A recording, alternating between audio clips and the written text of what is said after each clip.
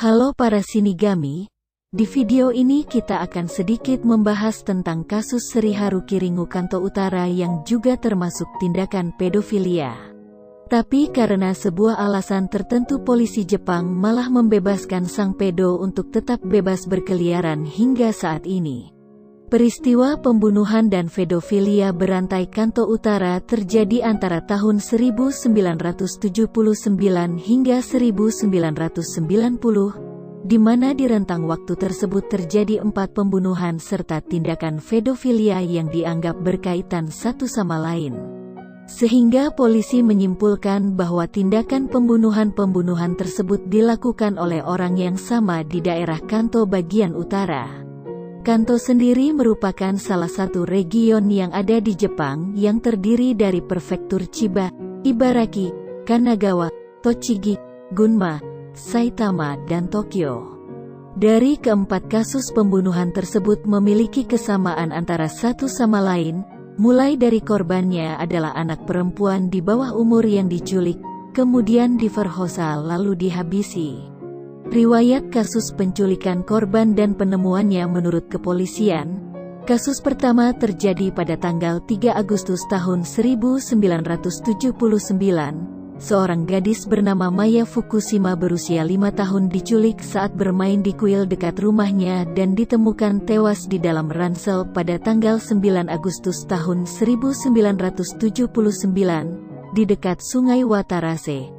Berdasarkan hasil otopsi, Maya Fukushima ini meninggal karena dicekik dan sebelum meninggal sempat dilecehkan oleh pelaku. Kasus kedua terjadi pada tanggal 17 November tahun 1984. Seorang gadis bernama Yumi Hasebe berusia 5 tahun diculik dari pachinko parlor dan ditemukan tewas pada tanggal 8 Maret tahun 1986 atau setahun lebih dari laporan awal menghilangnya Yumi Hasebe di sebuah lapangan di sebelah timur sekolah dasar Okubo di kota Ashikaga. Kasus ketiga terjadi pada tanggal 15 September tahun 1987. Tomoko Osawa berusia 8 tahun, pamit pergi meninggalkan rumahnya di Ota dan menghilang. Tubuhnya baru ditemukan pada tanggal 27 November tahun 1988 di dekat Sungai Ton. Kasus keempat terjadi pada tanggal 12 Mei tahun 1990. Seorang gadis bernama Mami Matsuda berusia 4 tahun diculik dan ditemukan tewas pada tanggal 13 Mei tahun 1990 di Sungai Watarase. Hasil otopsi menunjukkan Mami Matsuda meninggal karena dicekik dan sebelum meninggal sempat dilecehkan oleh pelaku.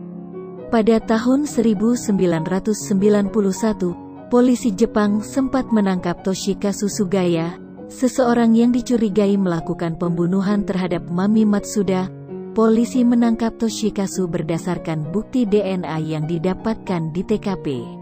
Pada tahun 90-an metode DNA masih awal digunakan dan belum secanggih seperti saat ini, sehingga tidak seakurat sekarang. Namun karena saat itu polisi Jepang ditekan oleh publik untuk segera menangkap pelaku, sehingga DNA yang mirip walaupun tidak identik pun akan dianggap sebagai pelakunya.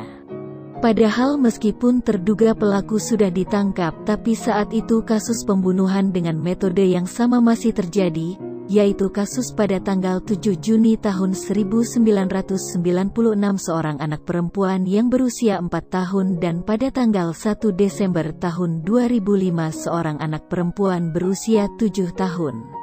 Namun polisi Jepang tidak mau ambil pusing dan menganggap bahwa dua pembunuhan yang terjadi setelah Toshikazu ditangkap dilakukan oleh orang lain, sehingga dianggap sebagai kasus yang berbeda walaupun modusnya masih sama. Pada tahun 2007 seorang wartawan yang bernama Kiyoshi Shimizu meminta izin untuk meliput kasus ini secara mendalam sebagai jurnalisme investigasi. Dia mencoba menyelidiki kasus dengan caranya sendiri. Dia mencoba mengaitkan pembunuhan berantai yang terjadi setelah penangkapan Toshikazu dengan pembunuhan Kanto Utara yang masih terus terjadi meski Toshikazu sudah ditangkap. Walaupun polisi Jepang menganggap bahwa pembunuhan berantai Kanto Utara dan dua pembunuhan yang terjadi setelahnya merupakan kasus yang berbeda. Dengan metode jurnalisme, Kiyoshi mencoba mengorek informasi dari Toshikazu yang ada di dalam penjara. Pada awal 2009, Kiyoshi Shimizu mendesak pengajuan permohonan pemeriksaan DNA ulang terhadap Toshikazu dengan metode yang sekarang, dan hasil pemeriksaan DNA terbaru ternyata menyatakan bahwa DNA Toshikazu tidak identik dengan DNA yang dijadikan bukti acuan. Pemeriksaan dengan metode terbaru menunjukkan hasil yang lebih akurat dibandingkan dengan pemeriksaan yang dilakukan pada tahun 1991. Melalui persidangan ulang, akhirnya Toshikazu Sugaya dibebaskan pada Mei tahun 2009 dan dinyatakan tidak bersalah, serta polisi harus menghentikan semua proses hukumnya setelah dipenjara selama 17 tahun dan juga membayar ganti rugi. Hingga saat ini pelaku pembunuhan berantai Kanto Utara belum terungkap dan polisi Jepang harus mencari tersangka baru yang benar-benar melakukan tindakan kejahatan tersebut. Namun dalam peraturan hukum Jepang terdapat undang-undang pembatasan masa penangkapan pelaku kejahatan, di mana sebelum tahun 2000, peraturan ini membatasi seberapa lama polisi bisa mengejar pelaku dan mengusut kasus. Dalam hal ini, kasus pembunuhan, polisi hanya diberi batas waktu selama 15 tahun, sehingga jika polisi Jepang tidak bisa memecahkan kasus pembunuhan tersebut, maka kasusnya akan dianggap gugur dan ditutup. Walaupun pelaku pembunuhan datang sendiri ke kantor polisi, menceritakan kronologis kejadian dengan sangat detail dan minta ditangkap, polisi Jepang sudah tidak boleh menangkapnya. Aturan ini berlaku sampai tahun 2000. Di mana untuk kasus pembunuhan masa batas waktu telah dicabut sehingga polisi bisa mengejar pelaku tanpa dibatasi oleh waktu. Namun untuk kejahatan yang lebih ringan seperti pemerkosaan termasuk pedofilia, masa pembatasan penangkapan polisi telah diperpanjang hingga 15 tahun. Karena adanya peraturan ini, maka kasus pembunuhan yang pertama dan kedua menjadi gugur dan penyelidikannya ditutup pada tahun 1994 dan 1999 walaupun pelaku belum terungkap ataupun berhasil ditangkap, sementara penyelidikan kasus pembunuhan ketiga dan keempat masih bisa dilanjutkan. Namun untuk kasus pedofilia dari kasus pertama hingga keempat telah gugur dan ditutup. Bahkan kasus terakhir memiliki batas waktu sampai pada tanggal 12 Mei tahun 2005. Jikalaupun memang polisi bisa berhasil menangkap dan membawa pelaku ke pengadilan, jaksa di pengadilan tentu tidak bisa menuntut tersangka atas dakwaan pedofilia. Hakim juga tidak bisa memberikan hukuman atas perbuatan di luar masa pembatasan yang diatur oleh undang-undang meskipun tersangka mengakui kejahatannya. Hal tersebut membuat pelaku tidak bisa dihukum atas perbuatannya secara maksimal. Yang menjadi masalah adalah bagaimana jika pelaku dari kasus pertama dan kedua adalah orang yang berbeda dengan kasus ketiga dan keempat, sehingga kemungkinan dia masih bebas berkeliaran di Jepang sana.